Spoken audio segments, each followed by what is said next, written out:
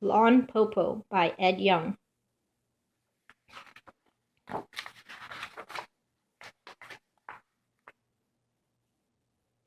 Once long ago, there was a woman who lived alone in the country with her 3 children, Shang, Tao, and Pouts. On the day of their grandmother's birthday, the good mother set off to see her, leaving the 3 children at home. Before she left, she said, "Be good while I am away, my heart-loving children. I will not return tonight. Remember to close the door tight at sunset and latch it well."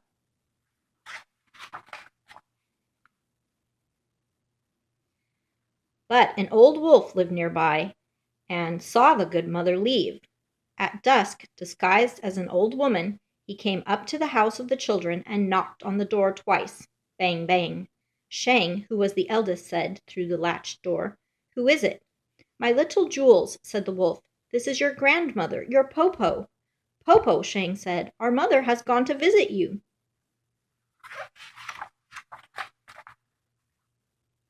The wolf acted surprised. "To visit me? I have not met her along the way. She must have taken a different route." "Po Po," Shang said, "how is it that you come so late?" The wolf answered, "The journey is long, my children, and the day is short." Shang listened through the door. "Po Po," she said, "why is your voice so low?" "Your grandmother has caught a cold, good children, and it is dark and windy out here. Quickly open up and let your Po Po come in," the cunning wolf said. Tao and Pouts could not wait. One unlatched the door and the other opened it. They shouted, "Po Po, Po Po, come in!" At the moment he entered the door, the wolf blew out the candle. "Po Po," Shang asked, "why did you blow out the candle? The room is now dark." The wolf did not answer. Tao and Pouts rushed to their Po Po and wished to be hugged. The old wolf held Tao. "Good child, you are so plump." He embraced Pouts. "Good child, you have grown to be so sweet." Soon the old wolf pretended to be sleepy. He yawned. "All the chicks are in the coop," he said. "Po Po is sleepy too." When he climbed into the big bed, Pouts climbed in at one end with the wolf, and Shang and Tao climbed in at the other. But when Shang stretched, she touched the wolf's tail. "Po Po, Po Po, your foot has a bush on it." "Po Po has brought hemp strings to weave you a basket," the wolf said.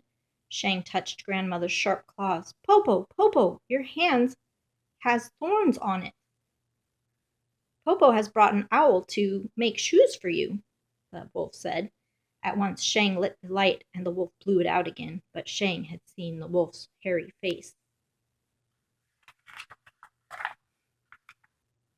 Po Po, she said, for she was not only the eldest, she was the most clever. "You must be hungry. Have you eaten ginkgo nuts?" "What is ginkgo?" the wolf asked. "Ginkgo is soft and tender, like the skin of a baby. One taste and you will live forever," Shang said, "and the nuts grow on the top of the tree just outside the door." The wolf gave a sigh. "Oh dear, Po Po is old. Her bones have become brittle. No longer can she climb trees." "Good Po Po, we can pick some for you," Shang said. The wolf was delighted.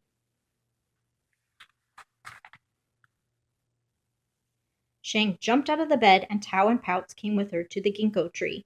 There Shang told her sisters about the wolf, and all 3 climbed up the tall tree.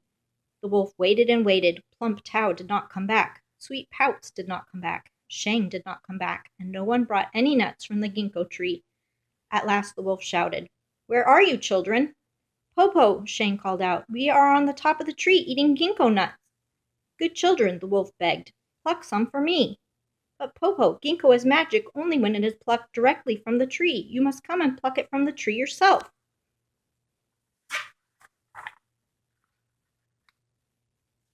The wolf came outside and paced back and forth under the tree where he heard the 3 children eating the ginkgo nuts at the top. "Oh, Po Po, these nuts are so tasty, the skin so tender," Shang said. The wolf's mouth began to water for a taste. Finally, Shang, the eldest and most clever child, said, Po Po, I have a plan. At the door there is a big basket. Behind it is a rope. Tie the rope to the basket, sit in the basket, and throw the other end to me. I can pull you up."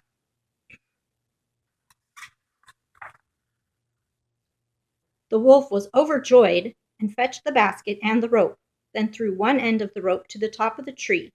Shang caught the rope and began to pull the basket up and up. Halfway, she let go of the rope, and the basket and the wolf fell to the ground. "I am so small and weak, Popo," Shang pretended. "I could not hold the rope alone." "This time I will help," Tao said. "Let us do it again."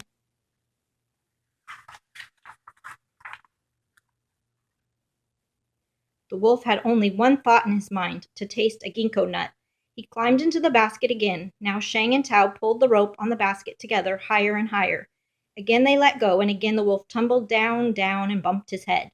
The wolf was furious. He growled and cursed. "We could not hold the rope, Popo," Shang said, "but only one ginkgo nut, and you will be well again." "I shall give a hand to my sisters this time," Pouts, the youngest, said. "This time we shall not fail."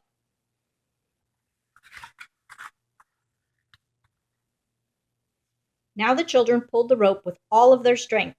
As they pulled, they sang, "Hi ho, hi yo," and the basket rose straight up, higher than the first time, higher than the second time, higher and higher until it nearly reached the top of the tree.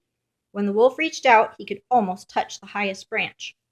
But at that moment, Shane coughed, and they all let go of the rope, and the basket fell down and down and down. Not only did the wolf bump his head, but he broke his heart to pieces.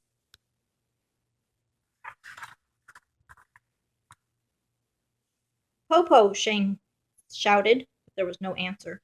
"Popo!" Tao shouted, but there was no answer. "Popo!" Pouts shouted. There was still no answer. The children climbed to the branches just above the wolf and saw that he was truly dead. Then they climbed down, went into the house, closed the door, locked the door with the latch, and fell peacefully asleep.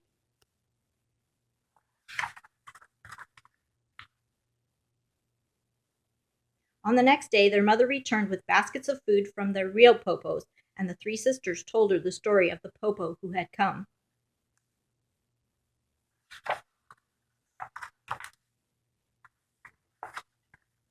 The end.